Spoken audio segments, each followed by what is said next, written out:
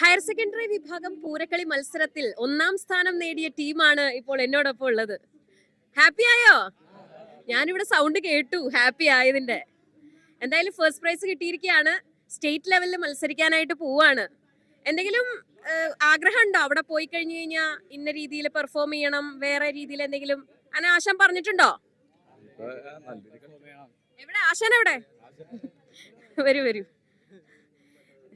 കുട്ടികൾക്ക് first prize കിട്ടിയിരിക്കുകയാണ്. State ലെവലിലേക്ക് മത്സരിക്കാനായിട്ട് പോവാണ്. എന്താ തോന്നുന്നത്? നല്ലൊരു മത്സരമായിരുന്നു. എത്ര ടീം ഉണ്ടായിരുന്നു? 3 ടീമേ ഉണ്ടായിരുന്നു. ആ 3ഉം ഒപ്പത്തിനൊപ്പമുള്ളൊരു ടീമായിരുന്നു. ജഡ്ജസിന് ബുദ്ധിമുട്ടായിരുന്നു. അതായത് ശരിക്കും പറഞ്ഞാൽ ഇതിനൊരു 5 കോളം, ആ 5 കോളം വെച്ച് നോക്കുന്നുണ്ടെങ്കിൽ വലിയ ബുദ്ധിമുട്ടൊന്നുമില്ല 3 കളി വിലയിരുത്താൻ. പക്ഷെ നമ്മൾ അതായത് മത്സരം കഴിഞ്ഞതിന് ശേഷം 3 ടീം റിസൾട്ട് പറയുന്നതിന് മുന്നേ അതായത് എല്ലാം വെച്ച് നോക്കുമ്പോൾ നല്ലൊരു സംഭവമായിരുന്നു. അതിൽ നിന്നും ഫസ്റ്റ് പ്രൈസ് കിട്ടുക എന്ന് പറയുന്നത് വലിയൊരു കാര്യമാണ്. ഭംഗിയെല്ലാം നല്ല, പിന്നെ ഗ്യാപ്പ് അങ്ങനെയെല്ലാം നോക്കൂ. ഇത് ഞാൻ സ്കൂള് ചോദിക്കാനായിട്ട് വിട്ടുപോയി. ഏതാ സ്കൂൾ? ചന്ദ്രാപ്പിനി ഹൈസ്കൂൾ. കുട്ടികളൊക്കെ എങ്ങനെയായിരുന്നു? +2 ആണല്ലേ? എല്ലാവരും +2 അല്ലേ? ഒരു +1 ഉണ്ടല്ലേ? അനിയനാണ്. അപ്പൊ എങ്ങനെയുണ്ടായിരുന്നു ഇവരുടെ ആ ഒരു പഠിത്തത്തിന്റെ ഇടയിലുള്ള ആ ഒരു പ്രാക്ടീസ് സെഷൻ ഒക്കെ? നല്ല മക്കളാണ്. കാരണം എന്ന് പറഞ്ഞാല് അവിടെ ചിരിക്കുന്നുണ്ട്, ഇതിന്റെ ഇടയിൽ പഠിപ്പൊന്നും നടന്നിട്ടില്ലാന്ന്.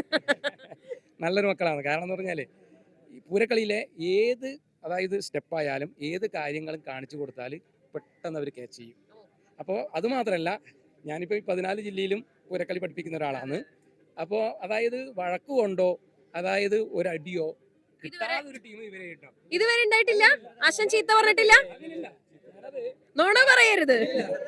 ഞാനത് അതായത് ഇതിൽ ഒരാളോട് പോലും അതായത് ദേഷ്യപ്പെടുകയോ അങ്ങനെ ഒരു, അതായത് ഞാനിപ്പോ 28 കൊല്ലായി, പക്ഷെ ഇങ്ങനൊരു സംഭവം ആദ്യമായിട്ടാണ്. അവർക്ക് പൂരകളിയിലാണ് കൂടുതൽ ഇൻട്രസ്റ്റ്, പഠിത്തത്തിലില്ല.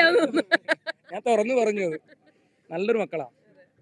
ഇതുപോലെ തന്നെ പഠിപ്പിലും കാണിക്കും. എക്സാം എന്തായാലും ഇനി വരാൻ പോവാണ്, അതിലും ഇതുപോലെ ഉണ്ടാവോ? അതിന് വല്ലതും പഠിച്ചിട്ടുണ്ടോ?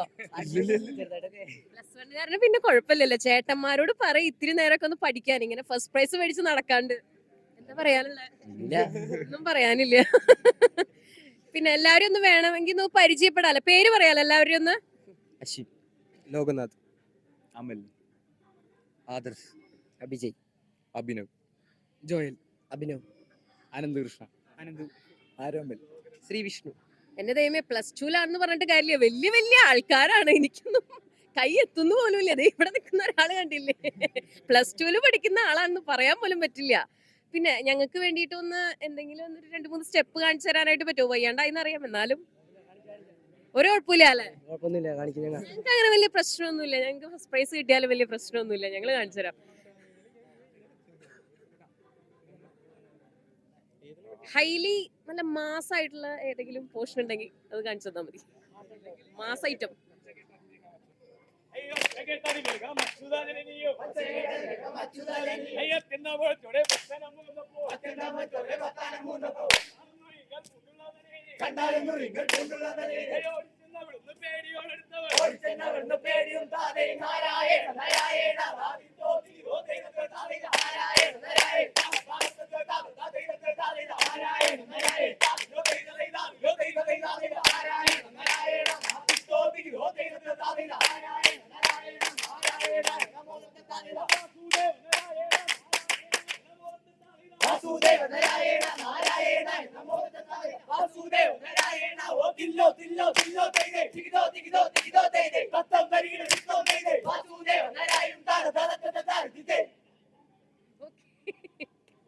അടിപൊളി. എനിക്ക് ഭയങ്കര പേടിയായിരുന്നു, ഞാൻ ഇതിന്റെ ഇടയിൽ അങ്ങനെ പെട്ടുപോകുന്നുള്ളത്.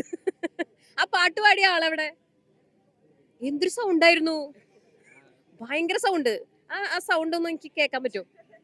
വർത്താനം പറഞ്ഞാൽ മതി എന്തെങ്കിലും. ഹായ്. അല്ല, ഒന്നും പറയാനില്ല. എങ്ങനെയുണ്ടായിരുന്നു? ഭയങ്കര ഒച്ചയിലാണ് പാട്ട് പാടിയത്. ഭയങ്കര ബുദ്ധിമുട്ടുണ്ടായിരുന്നോ തൊണ്ടയ്ക്ക്? അല്ല, എന്റെ സൗണ്ട് ഇങ്ങനെ തന്നെയാണ്. അല്ല, പാട്ട് പാടുമ്പോ നല്ല ഒച്ചയിലല്ലേ പാടുന്നത്? ബുദ്ധിമുട്ട് എത്ര നേരം ഉണ്ട് ഈ ഒരു 20 മിനിറ്റ് പാടിയപ്പോ നിങ്ങൾ എല്ലാവരും കൂടി ഒരുമിച്ച് പാടി, എന്നാലും ആളുടെ സൗണ്ട് നല്ലോണം റെക്കഗ്നൈസ് ചെയ്ത് നിൽക്കുന്നുണ്ട്. അതുകൊണ്ടാണ് ഞാൻ ചോദിച്ചത്. വലിയ സ്ട്രെയിൻ ഒന്നും എടുത്തിട്ടില്ല. ആൾക്ക് വലിയ കുഴപ്പമൊന്നുമില്ല.